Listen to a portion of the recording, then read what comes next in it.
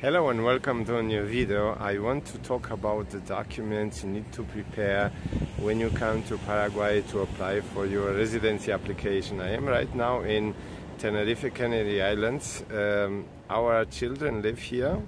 I thought I would use this time to make a video explaining about the documents you need to prepare and what is very important from my experiences I had until now, where we had also problems. I want to explain a little bit to inform you so that you come with the right documents and you do not face problems and wait here for your application because you miss a document, you have the wrong apostille and so on.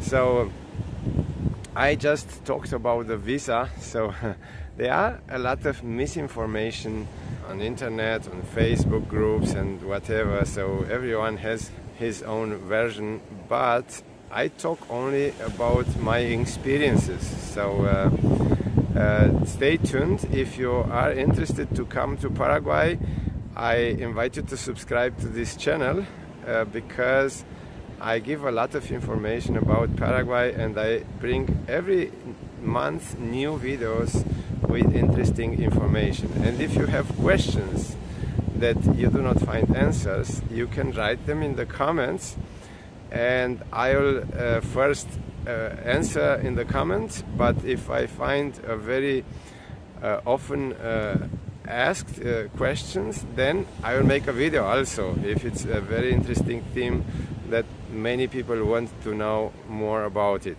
So I want to thank first, before I start to give you the information, to all the subscribers and the watchers and the people who comment on the videos, because I see the channel growing and it's almost 4,100 subscribers.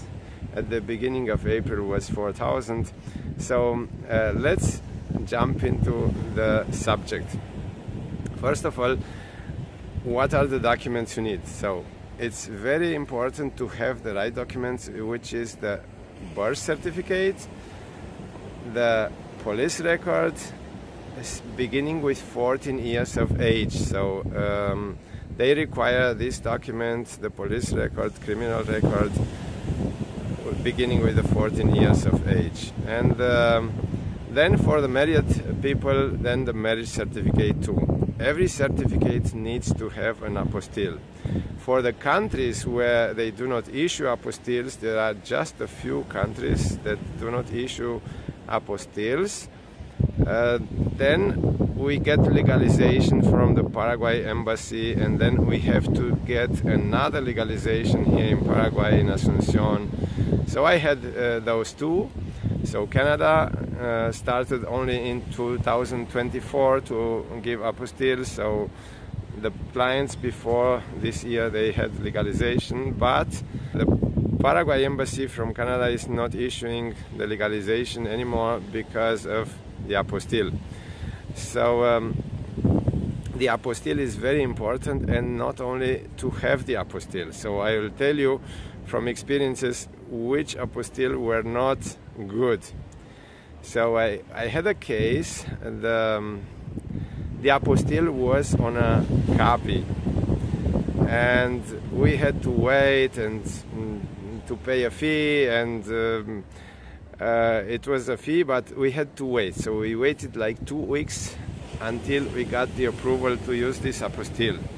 There are some exceptions. I will not go into many details because the video will be too long, but it's very important to have the original documents and not certified copies.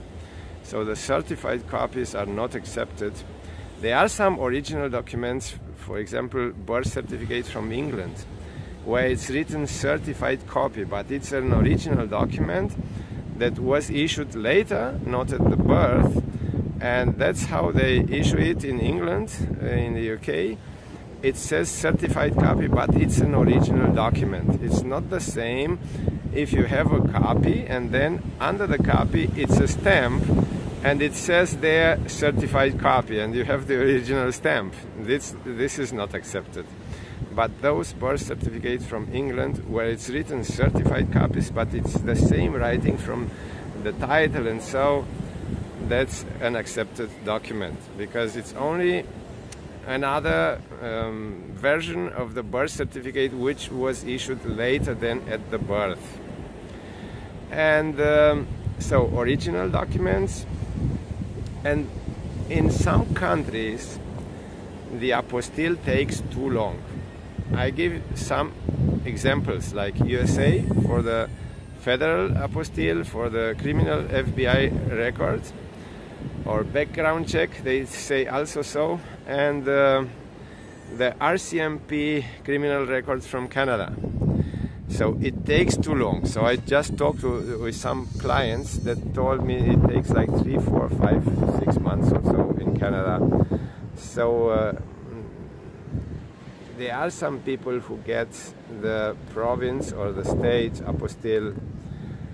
It's not accepted right away, but finally it was accepted in some cases. So for the people who wants to get it faster, they get it from there. It's not a very good scene here at the immigration office, but in some cases I got them approved. So you need to know these documents are very important to get. When we came, we had also an issue. I didn't know much about this then, because I was starting. So we brought the criminal records from Spain because we lived there in Tenerife, and because we are German citizens, we had to prove the residency in Spain. So we didn't have a driver license from Spain. You could prove the residency with a driver license. It has to be at least 3 years old. This would be a document with which you can prove your residency. This is just in case you have the citizenship from a country and you bring the criminal record from another country, like we were bringing from Spain, being German citizens. And in this case, when you are a citizen of another country, then from where you bring this criminal record, you need to prove the residency, and you need to have a document. If it's a document with picture like the driver license, you do not need an apostille to it. But we didn't have the driver license from Spain. We have a German driver license. And what we brought was a certificate, a residency certificate with our address, where it was written the date since we lived there.